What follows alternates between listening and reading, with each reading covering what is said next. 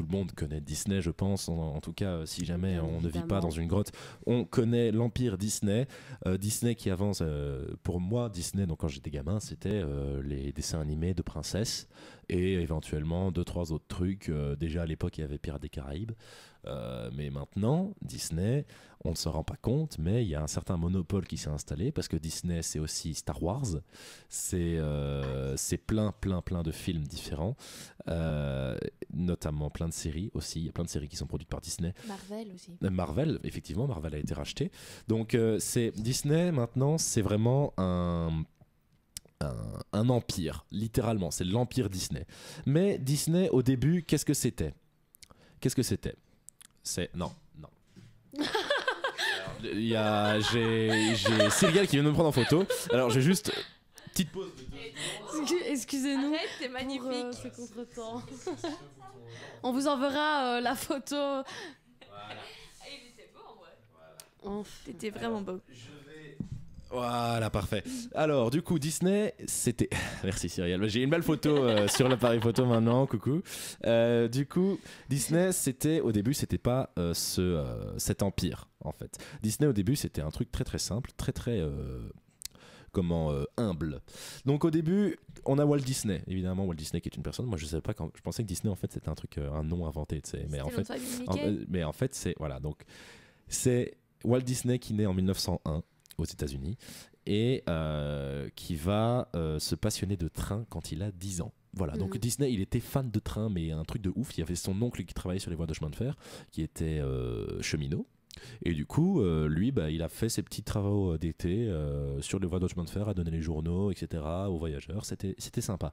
Il a abandonné l'école à 16 ans en voulant rejoindre l'armée, mais il s'est fait têche parce qu'il était mineur. Et du coup, à la place, il a conduit pour la Croix-Rouge en France pendant 1 an, avant de retourner aux États-Unis pour s'engager en tant qu'artiste de journaux à Kansas City. Par la suite, il recrute un créateur de dessins animés, Ub Iwerks. Alors, à la base, c'est un nom un peu plus compliqué, mais il est connu sous le nom de Ub Iwerks, avec qui il va fonder. Alors, laisse-moi juste avoir mes notes. Voilà. Avec qui il va fonder un petit théâtre de dessins animés appelé Lothograms. Donc c'est Loth, rire, Ograms, c'est tout ce qui est... j'ai plus le nom, c'est pas grave, voilà. Donc le nom Lothograms, et il va donner le nom Lothograms à son théâtre, à son petit studio. Il embauche également le frère d'Iwerks, et il crée le premier conte de fées de 7 minutes appelé Alice Comedies, donc peut-être le début de Alice au Pays des Merveilles. On a le premier conte de fées, donc le premier dessin animé qui est créé de 7 minutes, et c'est sympa. En 1923, il a trop de dettes, le studio. Du coup, il fait faillite. Mais il met son argent en commun avec son fraté Roy Disney et il va s'installer à Hollywood pour créer le studio de Disney Brothers. T'aimes bien mon accent J'adore. Voilà, moi, même mon accent, je le fais un peu malin, mais voilà. Il travaille avec un distributeur, avec une distributrice new-yorkaise pour la distribution des dessins animés d'Alice, et ils inventent par la même occasion le personnage d'Oswald le lapin chanceux. Encore une fois, lapin, Alice, on a un début de quelque chose. Mais en fait, on se rend compte que quelques années plus tard, la distributrice new-yorkaise et son mari ont volé les droits d'Oswald et les animateurs de Disney, sauf Iwerks. Donc, lui, il se retrouve un peu tout seul au final. Son frère, les 2 épouses et Iwerks, ils vont créer le personnage de Mickey, ainsi que 2 petits courts-métrages d'animation. Mais malheureusement, il n'y a pas de distribution. Alors, les 2 noms des petits films, c'est Plain Cray et Mickey Gaucho. Alors pour nous en français, Mickey Gaucho, ça fait très Mickey qui est anti-Zemmour, mais pour eux, je suis sûr que ça voulait dire autre chose. Avec l'arrivée du son au cinéma, il y a un autre court-métrage qui est créé, c'est Steamboat Willie, il me semble. Et Steamboat Willie, c'est ce qu'on voit maintenant encore au début de certains dessins animés Disney, c'est quand il est sur le bateau en fait, et qui siffle. Je sais pas si tu vois. Et ben voilà, c'était le premier dessin animé Disney avec du son au cinéma en 1927, si je dis pas de bêtises. En 1929, on a la création de tout ce qui est Minnie, Donald, tous les petits amis de Disney, de Mickey, pas Disney. Et on a ensuite la création du premier long métrage en 1937, donc avant la Deuxième Guerre mondiale, Blanche-Neige, qui est le premier film que j'ai jamais regardé en cassette avec les VHS. Blanche-Neige qui a gagné 8 Oscars et qui a rapporté, ce qui était énorme à l'époque, 1,499 millions de dollars. C'est gigantesque pour un film d'animation. C'est ultra impressionnant. Par la suite, on a tous les autres films qui sont créés. Donc on a Pinocchio, on a Fantasia, on a Dumbo en 1941, on a Bambi en 1942. On a tout ce qui est Alice au Pays des Merveilles en 51, Peter Pan, La Belle au Bois dormant, Sans Dalmatien, Île au Trésor, etc. Tout ça, c'est dans les années 50. Par la suite, on a également... L'Empire se développe, en fait. C'est les années 50. Après la Deuxième Guerre mondiale, c'est le moment où l'Empire commence à vraiment se développer parce qu'on a des trucs pour la télévision qui sont créés, parce que c'est aussi le développement de la télévision. Et du coup, c'est la télévision, les séries Zorro, Davy Crockett. On a également Mary Poppins, le film, 1964. Ça mêle action live et animation, ce qui est assez impressionnant aussi pour l'époque. Disney détient le record d'Oscars remporté par un seul individu avec 22 Oscars sur 59 animations. C'est énorme. Rien que ça dit. Énorme. Alors, je vais juste poser une petite question. À votre avis, en quelle année a ouvert le premier parc à thème Disneyland ? En quelle année ? En sachant que c'est en Californie. Dans les années 60, moi je dirais. Mais... Ok, années 60. Louise, tu dirais quoi toi ? Ouais, dans les alentours, je dirais 70. Eh bien, c'est en 1955 voilà. que le premier parc à thème Disney ouvre d'une valeur de 17 millions de dollars sous la présidence de l'acteur et futur président américain, parce que c'est quand même important de le mentionner, Ronald Reagan. Arnold Schwarzenegger, c'est peut-être un peu tôt pour ça.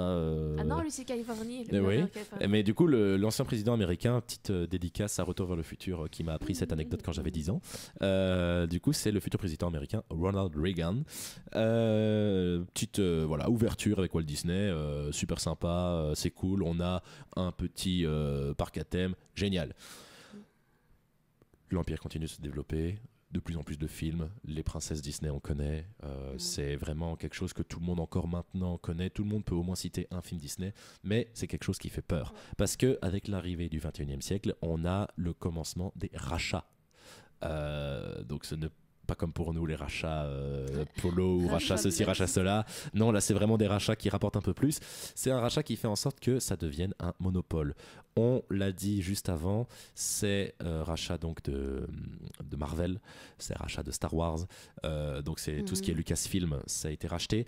Avec le rachat de Lucasfilm, on a donc également le rachat du studio qui gère c'est le rachat de la 21st Century Fox également, le studio qui gère tout ce qui est animation, FX, etc. Ça a été racheté également, donc ça veut dire qu'en fait, pour ce qui est des effets spéciaux, Disney, c'est lui qui a le monopole. Si jamais tu veux faire des effets spéciaux dans ton film à Hollywood, faut que tu ailles voir Disney. Ah, okay. Tu te rends compte de ce que c'est? Donc c'est ça qui fait un peu peur aux autres franchises qui n'ont pas encore été rachetées, parce qu'il y a Pixar qui a également été racheté par Disney, parce que maintenant Pixar c'est Disney, Marvel, Star Wars, Lucasfilm, la grande société d'effets spéciaux, c'est ce que je disais, c'était Industrial Light and Magic, donc l'ILM, donc c'est Disney qui possède le monopole des effets visuels d'Hollywood en fait. Et Disney réclame déjà 65% des recettes à certaines salles. C'est trop en fait.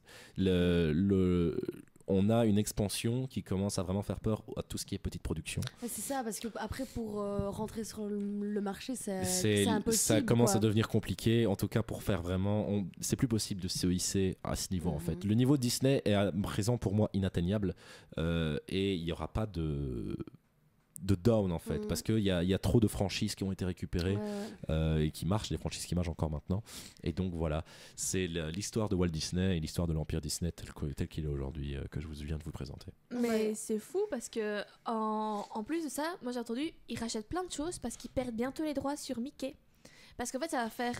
Walt Disney est mort depuis assez longtemps. Ça va rentrer dans le domaine public. Oui, voilà, ça va rentrer dans le domaine public. Là, il y a tous les enfants, enfin tous les descendants et héritiers de Disney, ils sont en mode non, mais en fait, il y a lui aussi qui était dedans et qui est encore en vie, du coup, il faut encore rallonger le temps, etc.